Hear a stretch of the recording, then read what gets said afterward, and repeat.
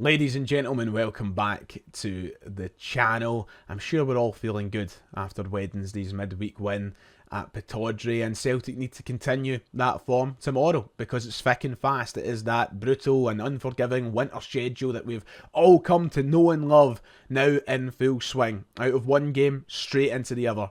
Hibs are the opponents tomorrow. We're going to talk about that game, and we've also got a few other wee things to talk about. So yeah, usually it's quiet on a Friday, but not today. We do have some news. So strap yourselves in, get yourself sat down. I'll try and make it as quick as possible. I know it's Friday and you have better plans than listening to Ryan 118. So we'll make it quick and painless. We are so close to 47,000 subscribers, by the way. And when I say so close, I mean 70 or 80 away. So if you haven't, please go down below, hit that big red subscribe button. While you're down there, hit the like button as well. It goes a long way to helping the channel. But it's a busy schedule, a lot of games coming up. So if you want to stay informed, if you want to stay in the know, there's no better place to be. Press those buttons, you'll get everything you need. Let's get into this. So Hibs are the opponents tomorrow. Celtic Park, the location. Scottish Premiership, the competition. Here's a reminder of the league table heading in to this game as Celtic look to continue their stranglehold at the top of the table. 14 played, 13 won, 1 drawn, and now of course 7 points clear of second place Aberdeen. Who'd have thought it though? Hibs down in 11th place heading into this game. December and 11th, battling relegation this season. I wouldn't have predicted it. I don't think many would have predicted it, but David Gray has been struggling. And tomorrow, well, I say it with all due respect, but with the form they've been in, with the season they've had, it should be relatively routine for Celtic tomorrow. Saturday, 3 o'clock, Celtic Park. We know what tends to happen in those games. We tend to get the job done and walk away with our 3 points and focus on the next game. And I expect that to be the case again tomorrow. And I say that without any arrogance or ignorance. But it's just the way we've been this season. And if Celtic don't win tomorrow, certainly not going to be my fault that I've jinxed it. It's certainly not going to be anybody else's fault. But Celtic's, we should be winning these games. They are your home games. And you should be looking to end the season winning all your home games and at least not losing all your home games. So I'm pretty confident going into the game. I don't think there's any major talking points. But Hibs, wow, they are needing something. So they did manage to pick up a little bit of form heading into this game, but generally quite a poor run. Here is the reminder on screen of the form they're in right now. They did beat Motherwell, of course, heading in here. Their first win since mid-September. By the way, yep, that's right, you heard me right. Their first league win since September. Hibs have had an absolute stinker. 2 wins all season for a side who, have such quality in terms of players and squad. A team whose wage bill is much higher. It kind of ends that whole debate about wage bill equaling success, doesn't it? Because how the hell are Hibs in 11th place? David Gray kind of needing results at this moment in time. Started with that one against Motherwell. But can he continue at Celtic Park? I don't know. I would be a little bit reluctant to say so, which means for me, Celtic really should not be struggling. We've already played them twice this season. If you remember, cast your mind back to August, it was back-to-back games. It feels like an eternity ago, actually, and both games we beat them with relative ease. So yet to see anything that makes me believe tomorrow should be a struggle. And that's a huge change considering Hibs are usually one of the teams we talk about being a bogey side, a side that Brendan Rodgers has historically struggled against. But the proof is in the pudding. It's not quite the same at the minute.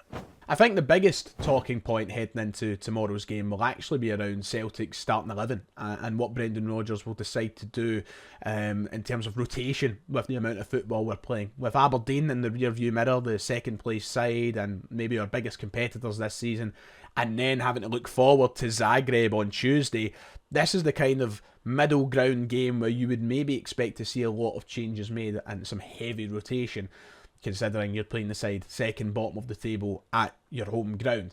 But as we know, Brendan Rodgers, he's not a man who takes anybody lightly, and neither he should. So it will be interesting to see who gets the nod tomorrow. He did comment on rotation at today's press conference. Let's have a look at what Brendan Rodgers did say. Here it is. Here's his comments on screen. I've tried reading it about 6 times and I keep stumbling over my words, so you can have a read at that if you like. I'll keep it up there for a couple more minutes, basically saying, whatever team goes out tomorrow, I'll attack the game. The squad's good, we're in a good place, risk of injuries, we're able to manage the minutes of players, people are coming in and out. That's me basically paraphrasing everything Brendan Rodgers said at today's press conference. I've tried one too many times. There's a lot of words there, and it's a Friday afternoon. I want this video over and done with. There you go. That was Brendan Rodgers' words at the press conference this afternoon, which leads to the question, what team should we expect to see play Hibs tomorrow? How many changes will we see? It's become a little bit harder to predict, I think. So on screen now, my starting 11 prediction, of course. If you've been listening to the podcast week in, week out all season, you'll know that we've come to the point where predicting the team has been pretty easy. I think that Brendan Rodgers has a preferred side and a best side that's evident to everybody. But I think now that we're in this part of the season with games twice a week, every week, it's become a little bit harder, and some players are in great form, some people are coming in and out. It's got a little bit harder, so this is a kind of team prediction that I'm not fully confident in, but no matter what team I predict for tomorrow, I'm not fully confident in. So I've gone with this. I think the biggest talking points are, of course, in the midfield three. I can see Engels coming back in, especially ahead of Europe, where it's such a big game for him. Minutes matter and confidence matters. I think that he might be subbed back into the starting 11. And I expect to see him alongside Luke McCowan, in all honesty. And I hope I see Luke McCowan start at Celtic Park tomorrow. I think he deserves it after his performance last week. Of course, he was dropped to the bench for the game against Aberdeen. No malice in that whatsoever, and I don't think it's exactly a negative. We just have so many good midfielders to choose from. But I've gone for Engels and McCowan together, just for the positive of getting Engels minutes in his legs and showing that, he's still a huge part to play here. Front three, I've put Adam Ida in there because, well, I just think that he deserves another start. He scored last week. Kyogo hasn't scored in a couple of games. I would like to see Ida in. I think Rodgers might give Ida that shout. And defensively, I've dropped Cameron Carter-Vickers because he's played so much football. I just feel like there's got to be a game that he doesn't start. He might come on the bench, off the bench or whatnot, but I think this might be the one ahead of Zagreb. It would make sense. But maybe Vickers is fine to be playing all these games. I think that we've all just got that in the back of our heads, that Vickers needs a breaks and that he's too injury prone and he can't play all these games, when ultimately we don't know how his body's feeling. It might be grand at the minute. It might be fine to play all these games. But I've gone for Trusty and Scales. This is the team I've gone with.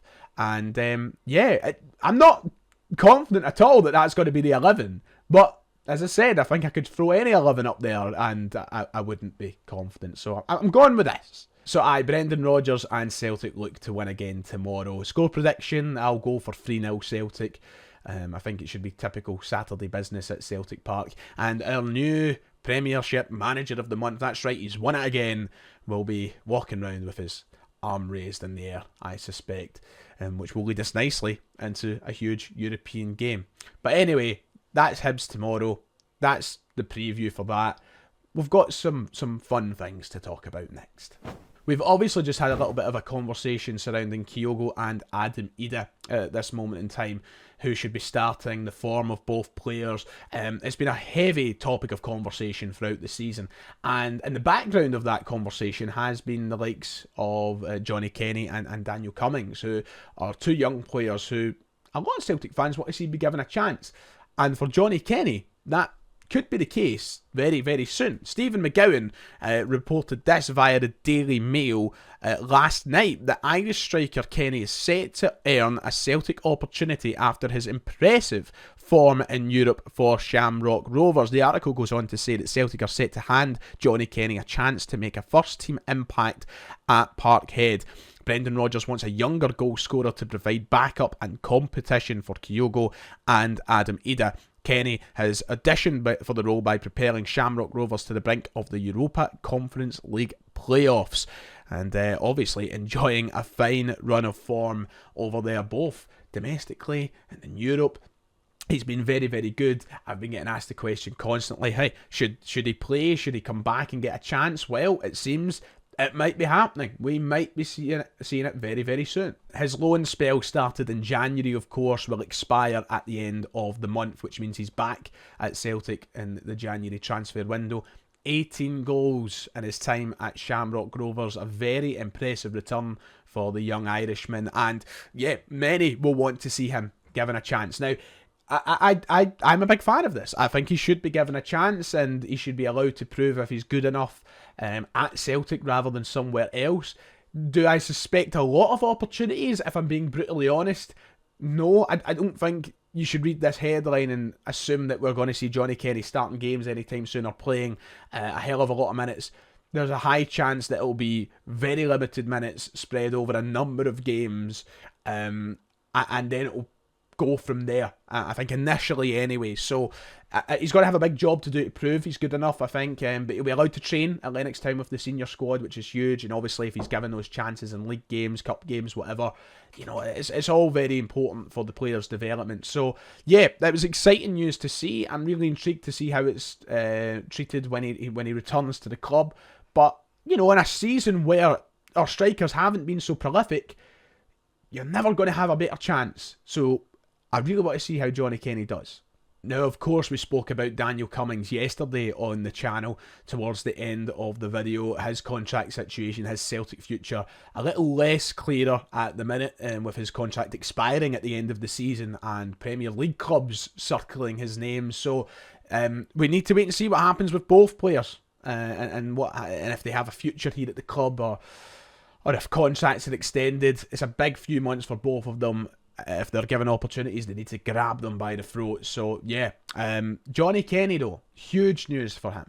And final piece of news in today's video is in relation to next season's third kit. Yes, you know me, the kit guy. I love my football kits. I love Celtic kits more in particular.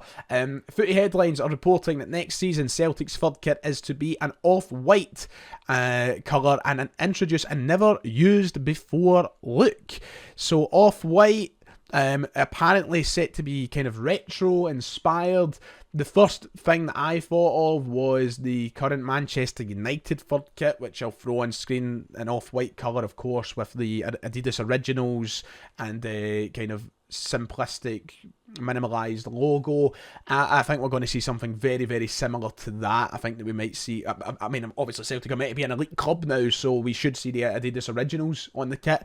I think we'll probably see that big clover badge on the kit as well, but a never seen before look is the quotation marks. Very interesting indeed. So I like the thought of it though. I like off-white kind of colour schemes, and I think it could be really, really nice, very classy.